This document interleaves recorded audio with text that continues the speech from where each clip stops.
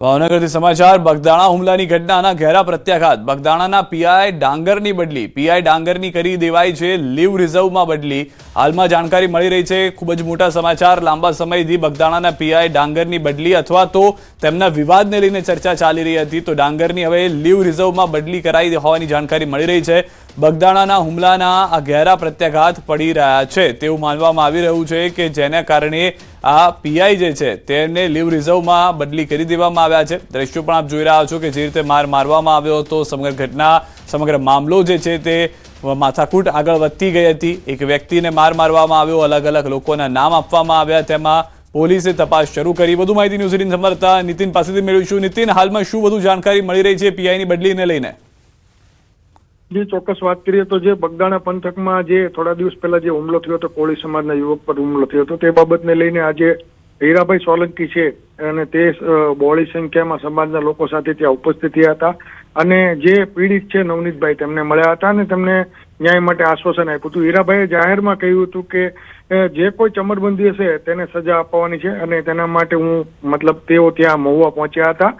અને આમાં આવનાર સમયમાં પણ હવે પછી કોળી સમાજનું કોઈ નામ ન લે અને સમાજે બહુ સહન કર્યું છે તેવા ભાષણમાં પોતાના વાક્યો ઉચ્ચારી અને અન્યાય સામે સહન નહીં કરવાનો થાય તેવી ચીમકી ઉચ્ચારી હતી ત્યારે આખા સમાજ દ્વારા આ મિટિંગમાં જે હીરાભાઈ સોલંકી છે તેમના દ્વારા કહેવામાં આવ્યું હતું કે આ અંગે મુખ્યમંત્રી અને હોમ મિનિસ્ટર જે છે હર્ષસંઘવી તેમને પણ રજૂઆત કરવામાં આવશે અને જે મંત્રી પરસોત્તમભાઈ છે તેમના મોટાભાઈ તેમને પણ આ અંગે જાણ કરી હતી અને જ્યાં સુધી પીઆઈની બદલી નહીં થાય ત્યાં સુધી આમાં કાર્યવાહી આગળ નહીં થાય ત્યાં સુધી આવનાર દિવસોમાં ચીમકી માટે આંદોલન છે તેની ચીમકી ઉચ્ચારી હતી ત્યારે ચોક્કસ કહી શકાય કે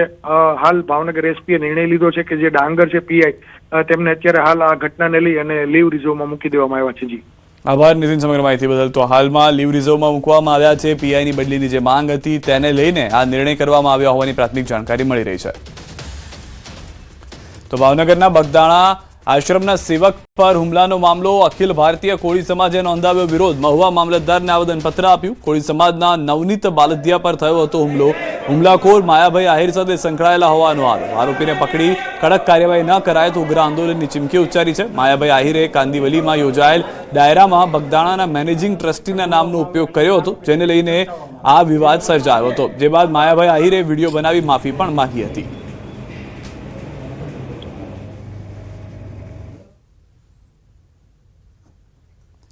તો જે તે દ્રશ્યોમાં આપ જોઈ રહ્યા છો વ્યક્તિને મારવામાં આવ્યો હતો માયાભાઈનું નામ વચ્ચે આવ્યું હતું ત્યારબાદ તેની સાથે જોડાયેલા વ્યક્તિની જાણકારી મળી હતી અને હવે કોળી સમાજમાં જે વિરોધ છે તે જોવા મળી રહ્યો છે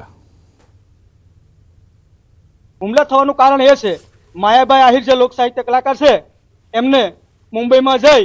અને બગદાણા ટ્રસ્ટી વચ્ચે બોલ્યા હતા એટલે ધ્યાન દોરવામાં આવ્યું છે કે હકીકતે ટ્રસ્ટી નથી એમાં માયાભાઈ પોતે એની માફી પણ માંગે છે એમના દીકરા જયરાજભાઈ ત્યાર પછી સરપંચને ફોન કરે છે અને જયરેશભાઈ અને એમની ટીમ સાથે જે મોકલેલા માણસો હોય કે જે કોઈ હોય અમારા સરપંચશ્રીને અને કોળી સમાજના આગેવાનને ઢોર મારેલો છે અને એ હુમલામાં કડક કડક કાર્યવાહી નહીં થાય તો અમે 6 તારીખે બગદાણા ગુરુ આશ્રમે ભાવનગર જિલ્લાના અખિલ ભારતીય કોળી સમાજ સર્વ જ્ઞાતિના અને સર્વ કોળી સમાજનું સંગઠન એકજૂટ થઈને અમે ત્યાં ગાંધી સર્કિટ માંદે આંદોલન કરશું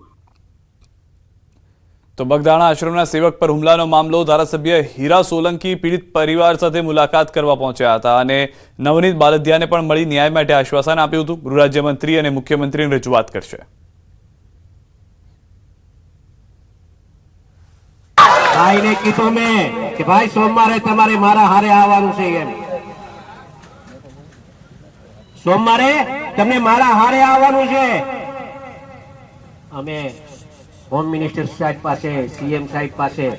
અને અહીંયાથી એક માંગણી હમણાં કરતો જાઉં છું આપ સાંભળો એમ કહેતો જાઉં છું કે અમે સોમવારે ન્યા પહોંચીએ ને એ પહેલા તો પીઆઈ ની બદલી થઈ જાય ને એવું કામ કરે મારી રજૂઆત આ છે કેમ કે આખી દિશાએ કામ નથી થતું ને એના માટે વાત કરું છું